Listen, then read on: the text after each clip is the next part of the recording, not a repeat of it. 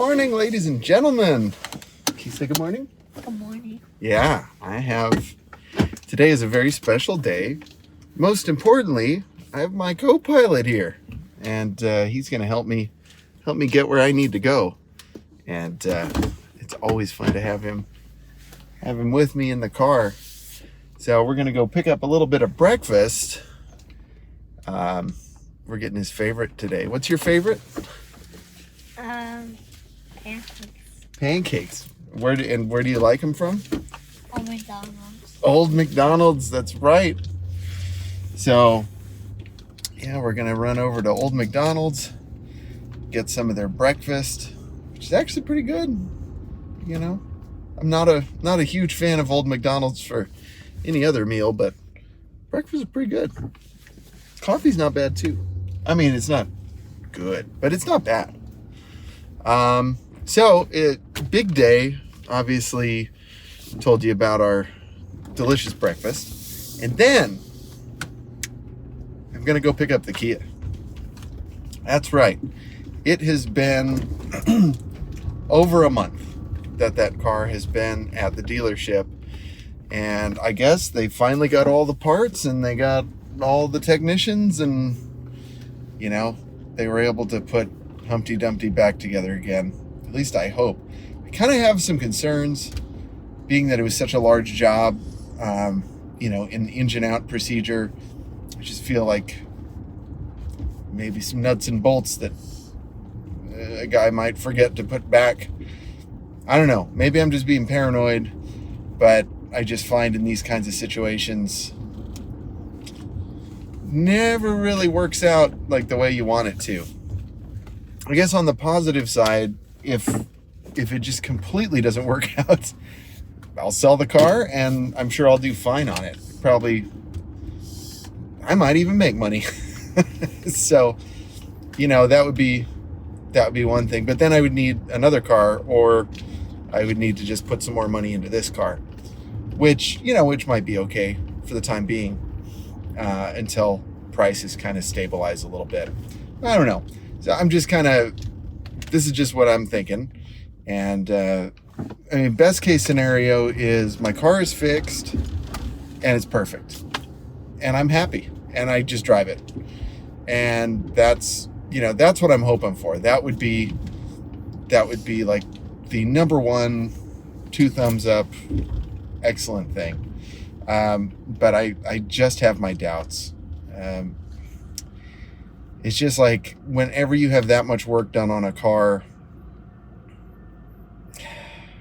but we'll see. I'm going to be cautiously optimistic, right? Let's see what else. I guess that's the big news for the morning. And then I'll get to test out the Kia by putting about 130 miles on it right away. So that's good. I would like to anonymously shout out my insurance company. They've been really good, throughout this process. They got right on the case. They didn't blink an eye when they found out it was going to be $7,000. I'm sure my new insurance rates will reflect that, but but at least they handled the business quickly and cheerfully and professionally. From everything I could, from all my interactions, it was really a positive experience. So that's that. I will check back later. Hey, little buddy, do you have anything you want to add? Yeah. What's that? This. Oh, yeah, that's delicious. What is that? A bar. It's a bar. Okay. Can you say bye? Bye. Okay, bye. Ladies and gentlemen, here we are. Back in the Kia. Can't believe it. It's been over a month, and back in the saddle. Feels good, honestly. Like this, this seating position is great. There's plenty of headroom, and it just has all the modern conveniences that I've missed so much. so far the car seems good. Again, I'm cautiously optimistic, but I am optimistic nonetheless. I've got my carpool sticker ready to go. I've got my adaptive cruise hopefully still operational. The scene at the dealership was bizarre, to say the least. My service advisor is cool. I've had at this point, quite a few interactions with him, just with the oil changes and a little bit of warranty stuff. And so I've gotten to know him a little bit over the years, the last 2 years, and so at least he knows me by name and I know him by name, and that's nice at the very least. And I do think he did his best to get me back on the road. I did see on the stack of stuff, like he handed me like this thick stack of paperwork to take to the cashier, and I was kind of thumbing through it, and I even grabbed a snapshot of one of the pages because it said like order engine wiring harness, and then there was a sticky note on it, and it said one in the nation at this time. Hopefully by Friday. I was like, dude. So I think that was when I called him, and I think when he said, sorry, I'm just moving my mirrors here. When he said, yeah, we're still waiting on parts, I think it was that part he was waiting on, the harness itself. And I'm not surprised. I'm sure they're not making, a bunch of extra wiring harnesses. So, and with all the supply chain issues, that's not surprising.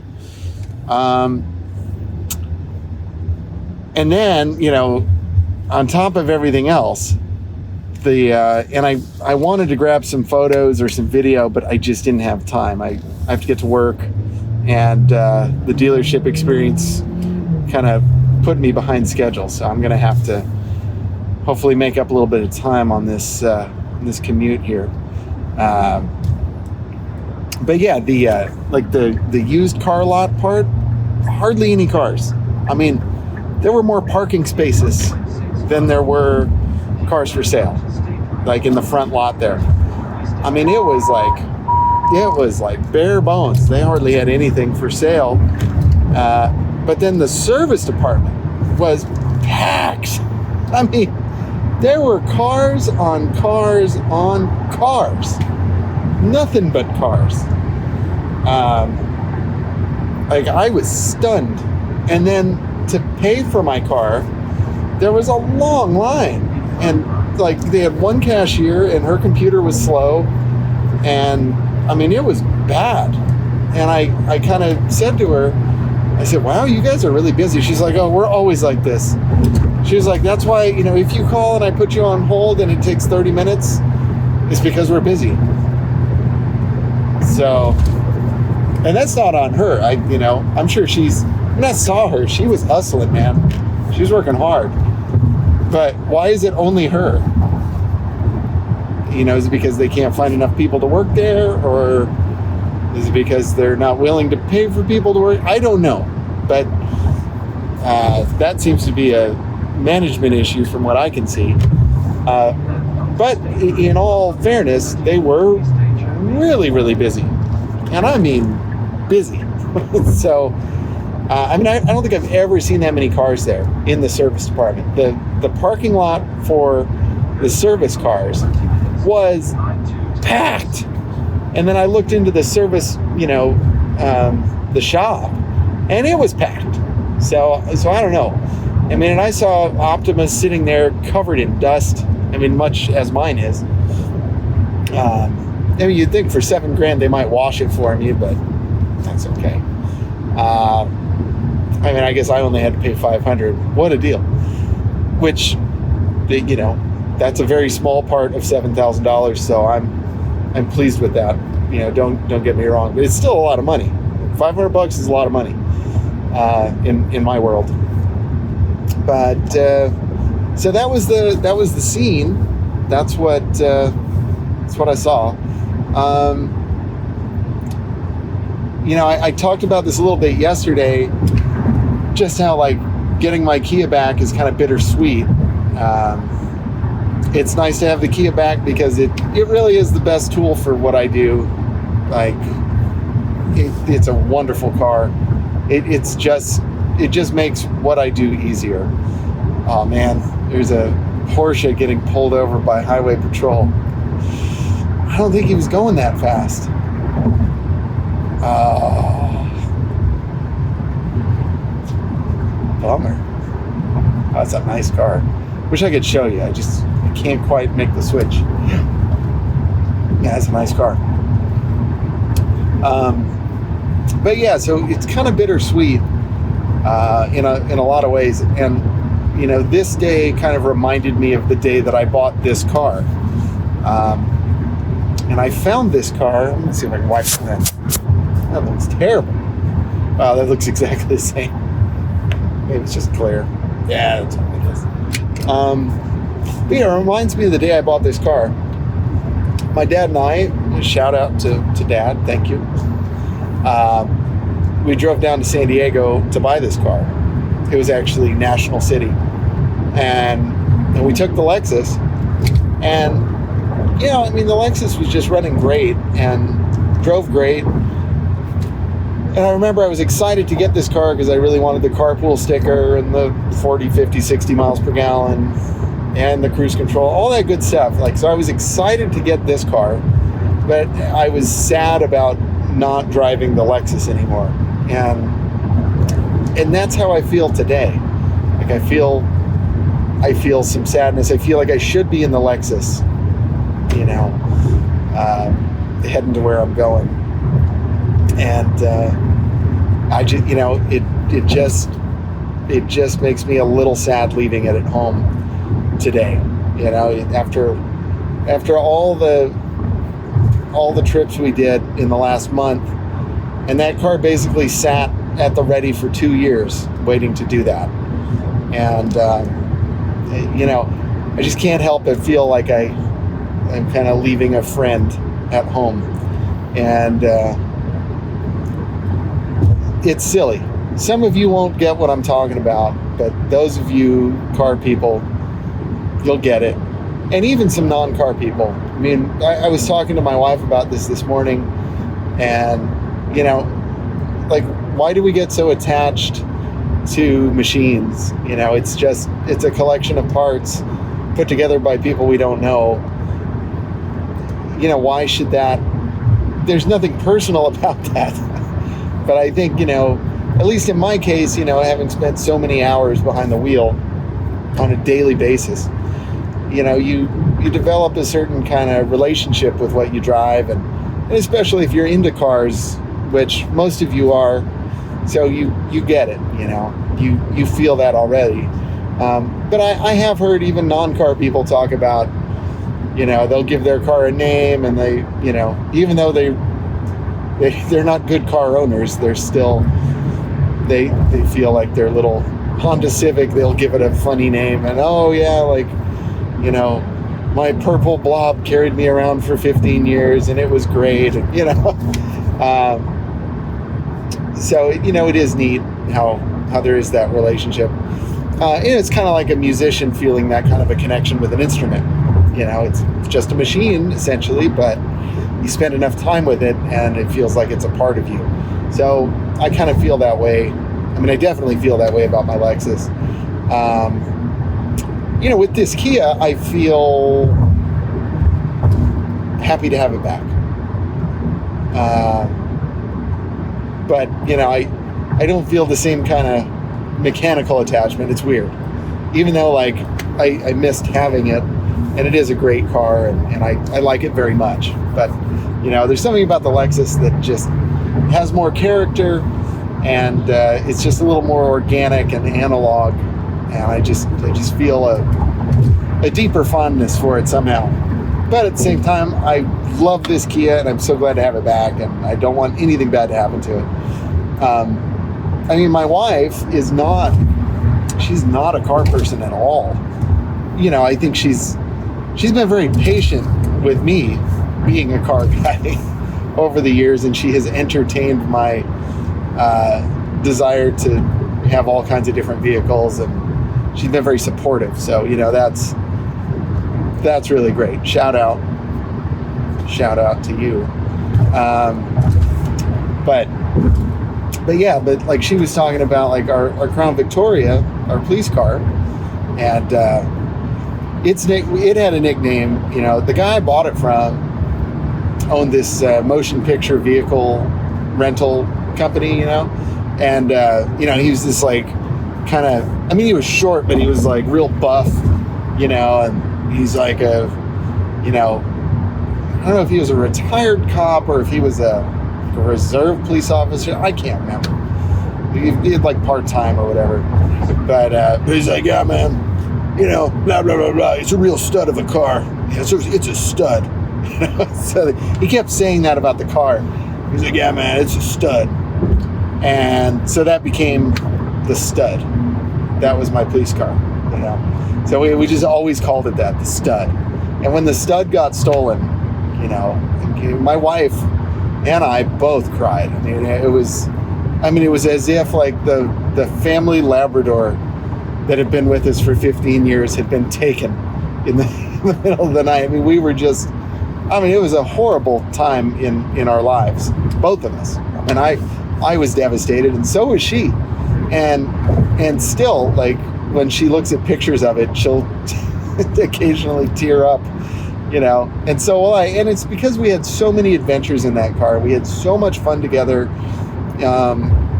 And it was, you know, especially during like maybe the early part of our relationship when I got that car. And, you know, it was just, you know, it was just part of our story, you know, and it was like our friend, you know.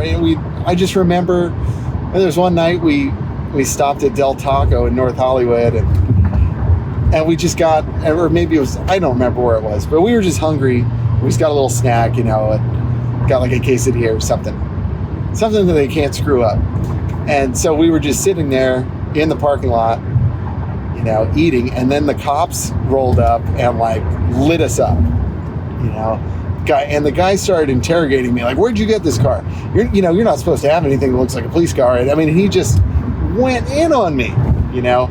I mean, and it was looking like he was going to do whatever he could to confiscate my vehicle. And I mean, he was just being a straight up jerk, bully, you know. And I'm pretty sure that was probably Burbank PD.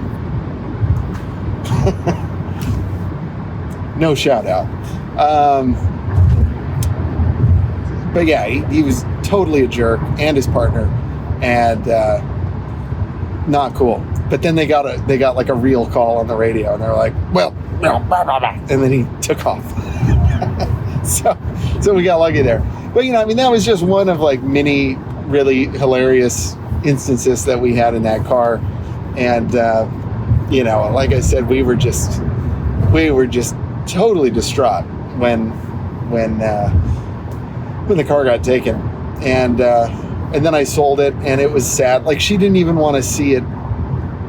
I was like, hey, do you want to take one last ride? And she was like, no, I don't want to see it. You know, it was too painful for her to even like face that it was gonna not be with us anymore. I mean, that's how much she cared about it, and that's how much I cared about it too. And so I feel the same way about my Lexus. And even though, of course, I'm looking forward to seeing it when I get home tonight, there was something special about, you know, the grind and just driving it back and forth on these long highway stretches that I do. And, you know, we had a good time this last month. We sure did. But this is where I'm supposed to be, you know. I'm riding in the HOV lane solo, and I'm loving it. And so I gave a State of the Union on the Lexus every time, and so here you go. I can't remember the vitals on my Kia when I dropped it off. I could look that up in a video, but excuse me. I don't know what they've been doing to my car. I don't know. I don't know if they reset the battery or whatever. I mean, everything seems to still be, like, all my settings seem to still be here, which is pretty amazing considering that they ripped everything out of the car and put it back. But yeah, everything, all the infotainment, everything seems to be as I left it. So right now we're looking at 40.1, that's 40.1 miles per gallon on regular unleaded 87 octane. That makes me very happy, friends. Oh boy. Trip A, 292.5 miles. Probably checks out. I don't remember when I bought gas for this car. I mean, I'll be buying gas for it soon, but I don't remember when I filled it up. Average 24 miles per hour. It's pretty slow. A lot of traffic. Anything else?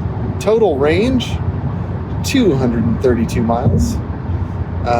Currently showing no charge in the high voltage battery. A little bummed about that. It's been there for a month. They could have plugged it in. I know that's not standard procedure, but it would have been nice, you know. Just give me 10 miles of EV at least. So that's kind of a bummer, but whatever. Still, 40 miles is better than 40 mpg is better than 20 mpg. So, you know, I'm already, 100% ahead of the game versus driving the Lexus on premium gas. So and that's the thing with this car is that, for what I paid for it and for what I save on the gas and what I save in time,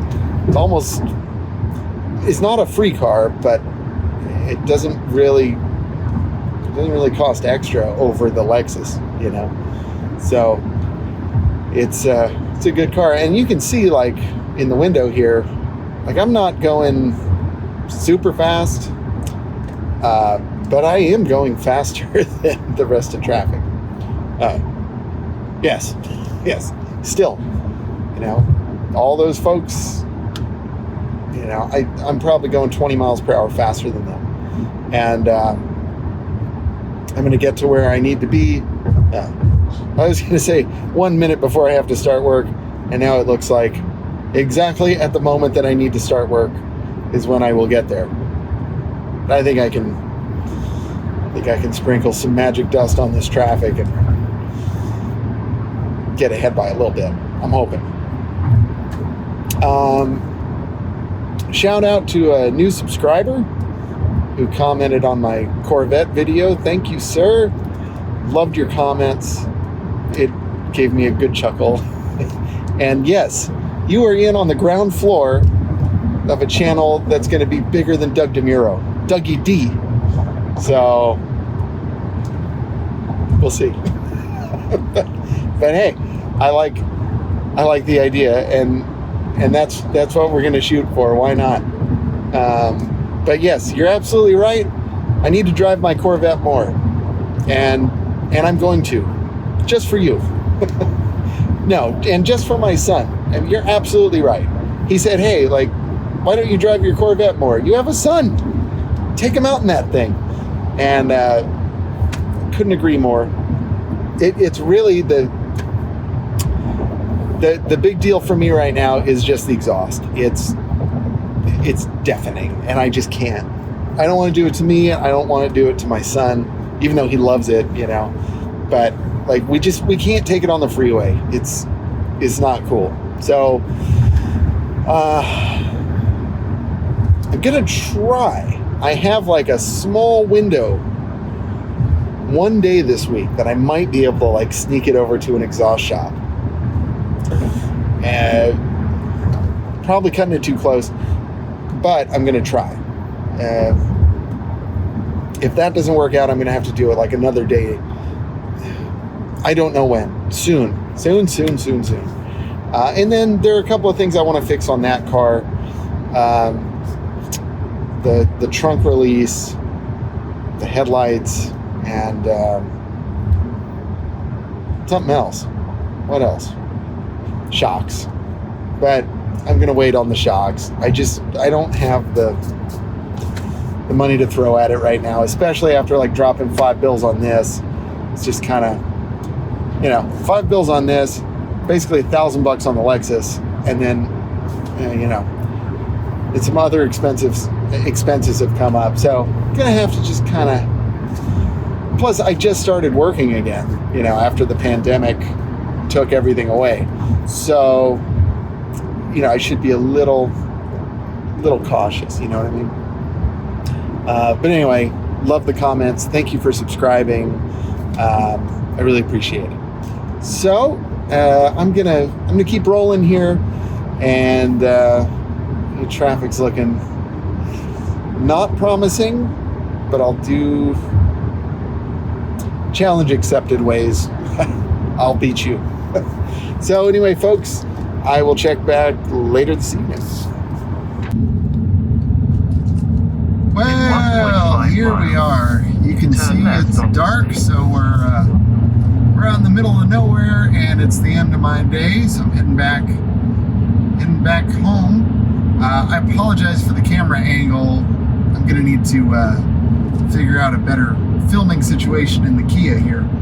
But one thing I forgot to mention earlier, just because I was kind of in a hurry, and I did beat Waze, by the way, by a few minutes. I did quite well.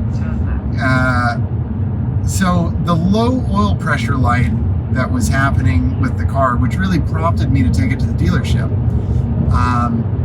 which, you know, I'm really glad I did that. Like, I'm glad that light came on, because I didn't realize how bad the wiring damage was. I mean, it was really extensive and really expensive.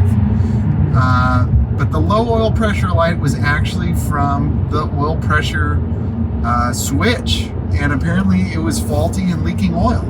So that was replaced under warranty, in addition to everything else that was done.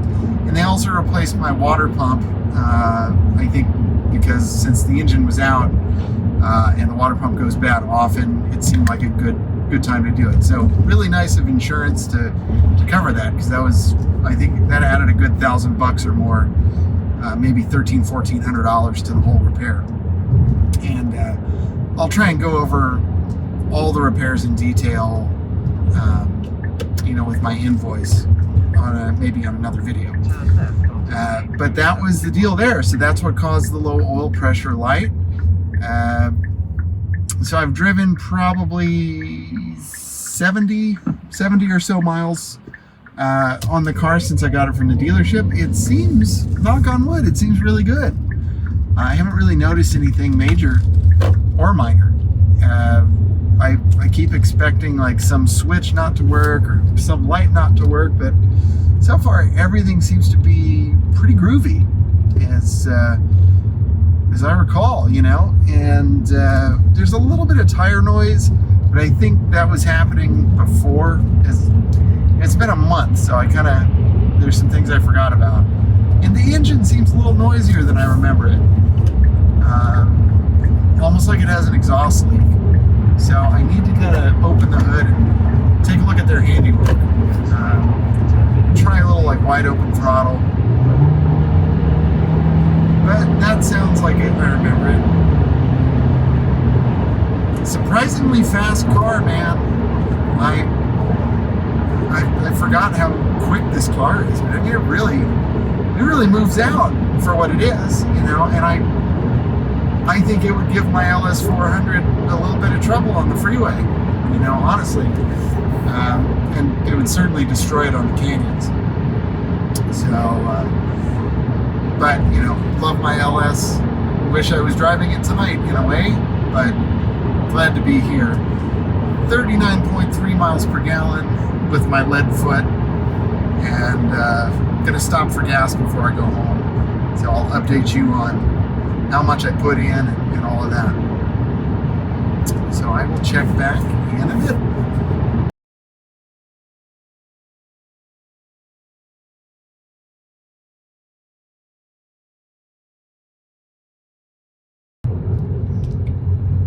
Well, alrighty, folks. Filled up, full tank unleaded, regular, very nice. I was able to kind of take a peek under the hood and see if what they said was done, and I have to say, you know, all of the certainly all of the plastic surfaces look shiny and new. That is a new engine cover.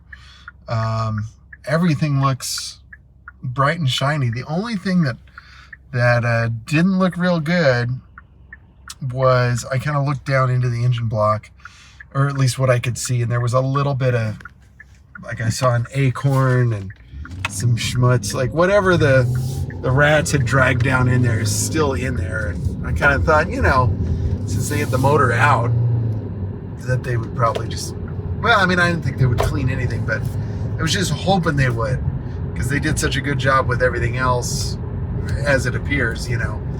And I'll show a video of that, like, in the daytime, because, you know, it's just too dark right now. But yeah, that's the story with that. You know, good example of it's not what you drive, but how you drive. So I just filled up a few miles back, and as you can see, you know, 23.6 mpg. Of course, you know, we haven't been driving very long, and I think I was driving, you know, with a good amount of, you know, I want to go home. It's late. It's 9:36, you know. So yeah, I've gone 6 miles, and we're averaging in the 20s right now. I mean, I guess I was driving normal, only 19% aggressive. So that's pretty good. There's the beautiful energy flow. Ooh. And there you can see 513 miles of range. I'm not going to achieve 513 miles, I don't think. That is unless I can plug in everywhere. And tomorrow, you know, I'll be able to plug in tonight at home, so that's good. And tomorrow I should be able to plug in at work. I think. So that'll give me, you know, roughly probably at least 50 miles of electric range, because I think I can get where I'm going on I can usually squeeze about 40 miles out on full electric, 40 of the 50. And I think coming home, it's not as good because it's all uphill.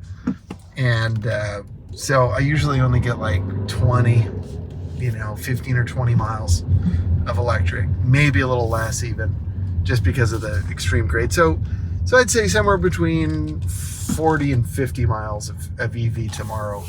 So that will help, you know, and so I may actually achieve 5, maybe 650.